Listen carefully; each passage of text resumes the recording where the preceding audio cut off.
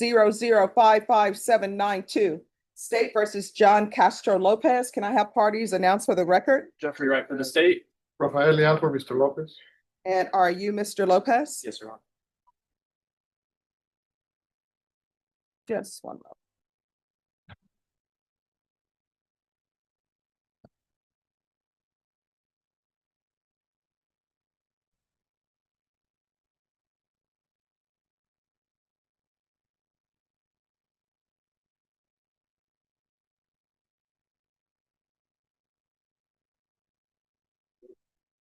All right, counsel, have you received all discovery? Did you review it with your client?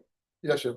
All right, and the court will note for the record that the court previously received an acknowledgement of discovery on July 28th, 2025. There's been no new discovery since that date. Is that correct? Correct, Judge. All right.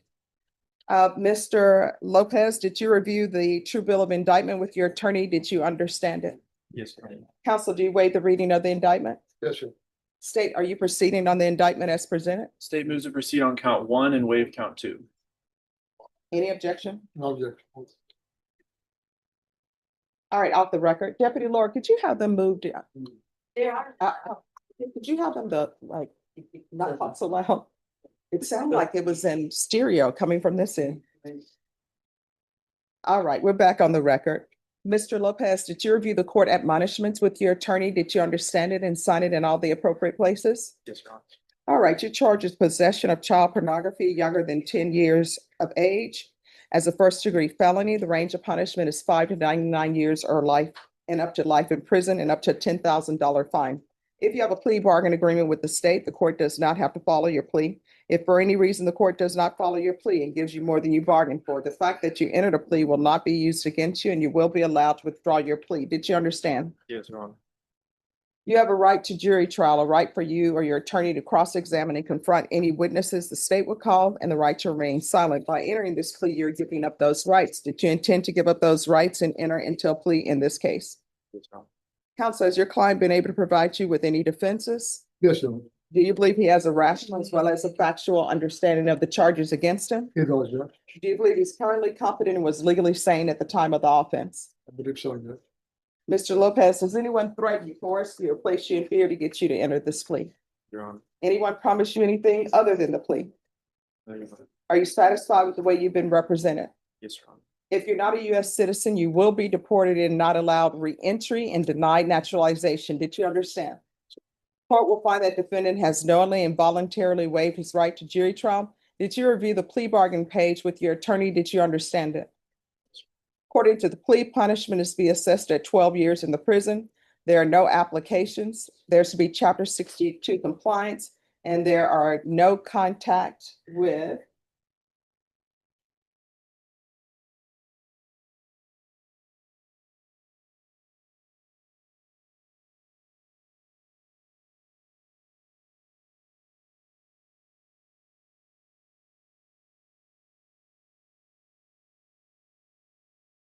that to be the plea.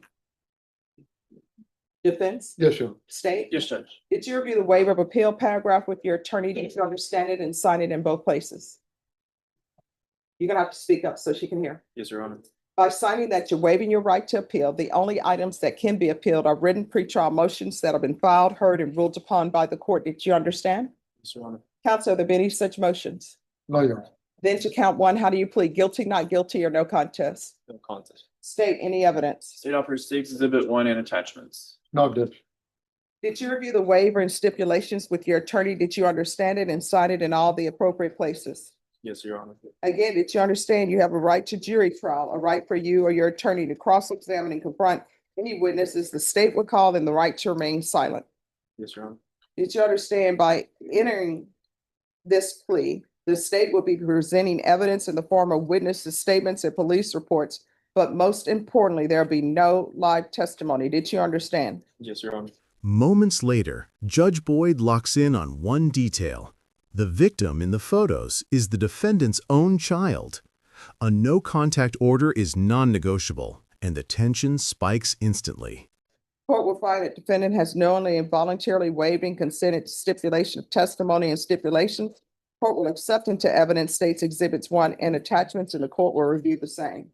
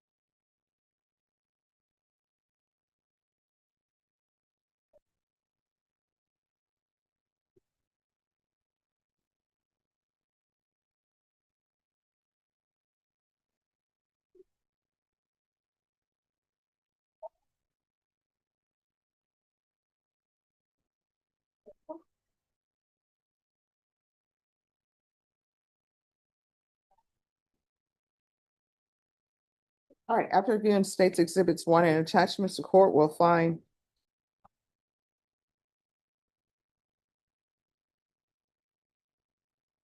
that there is sufficient evidence to find you guilty. All right, so why should I follow this plea?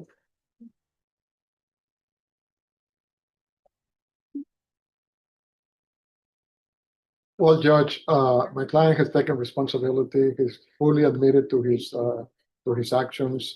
Did not play games with the district attorney or the court. He's I think he's doing that right now, as opposed to dragging this out and making the witnesses and the other people involved to be in court and present testimony. I think it is an appropriate sentence given the circumstances, and also my client has not other convictions, no meaningful criminal record of any kind, Judge. All right. And then this no contact order that's outside your agreement, that's his child?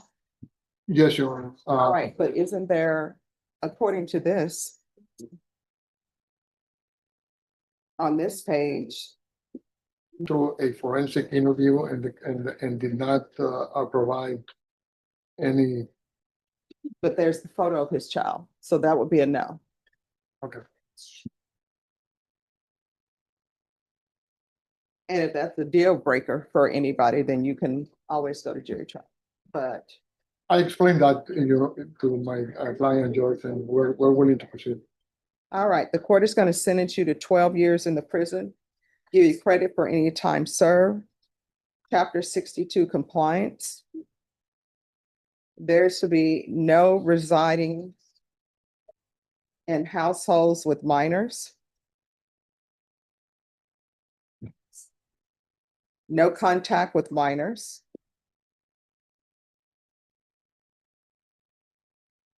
There's to be no contact with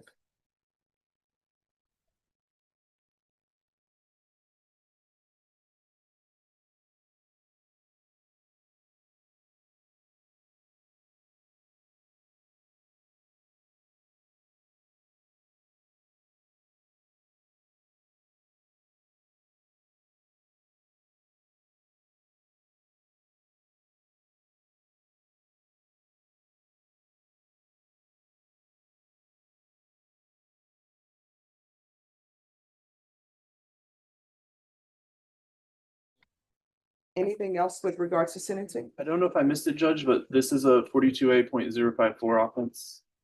Because it occurred after September 1st, 2023. Yes. Okay. Is there anything else? Not from the defense. Judge. All right. Did you review the document entitled Trial Court Certification of Defendant's Rights to Appeal? With your attorney, did you understand it and sign it? Yes, Your Honor. Because it's plea bargain agreement, because I followed your plea bargain agreement, and because you waived your right to appeal, you do not have the court's permission to appeal. Because this is a felony conviction, you're not allowed to own or possess any weapons or ammunition.